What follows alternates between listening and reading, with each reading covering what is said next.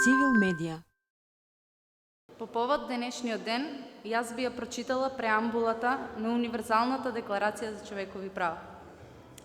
Односно, тоа е причината, одговор на прашањето зошто било потребно да се усвои Универзалната декларација за човекови права. Инаку, Универзалната декларација е усвоена на 10 декември 1948 година на Генералното собрание. Бидејќи признавањето на вроденото достоинство и на еднаквите и неотуѓиви права на сите членови на човештвото се темелите на слободата, правдата и мирот во светот. Бидејќи непочитувањето и омаловажувањето на човековите права резултираа со варварски постапки што представуваат навреда на човековата совест и бидејќи создавањето на свет во кој луѓето ќе уживаат слободата на говор и убедување и ќе бидат ослободени од стравот, од војна и сиромаштија, се прогласува како најголем идеал на сите луѓе. Бидејќи е суштествено човековите права да бидат заштитени со закон, а човекот да не биде принуден последен излез да бара во побуната против тиранијата и угнетувањето.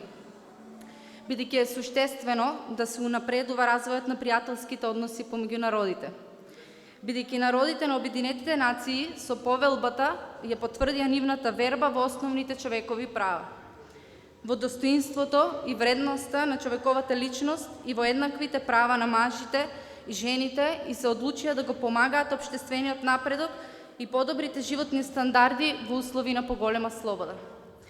Бидејќи земјите членки се обврзаа да го издигнат универзалното почитување и следење на човековите права и слободи во соработка со Обединетите нации.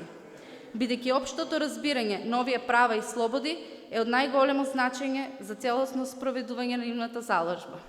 Сега затоа, Генералното собрание ја прогласила Универзалната декларација на човековите права како општ стандард, што треба да го достигнат сите луѓе и нации, и за таа цел секој поединец и секој орган на општеството секогаш, имајќи ја на ум оваа декларација, ќе се стремат преку подучување и образование да го промовираат почитувањето на овие права и слободи и преку прогресивни национални и меѓународни мерки ќе обезбедат нивно ефикасно признавање и почитување и меѓу народите на земјите членки и меѓу народите на териториите под нивна јурисдикција. Сите човечки суштества се раѓаат слободни и еднакви по достоинството и правата. Тие се обдарени со разум и совест и треба да се однесуваат еден кон друг во духот на општо човечката припадност. Поради тоа, треба сите да знаеме дека човековите права не ни ги дава државата, туку дека ние се раѓаме со човековите права и дека државата е должна само да воспоставува реални механизми за унапредување и заштита на човековите права. И секој ден нека ни биде ден на борба и унапредување на човековите права. Civil Media.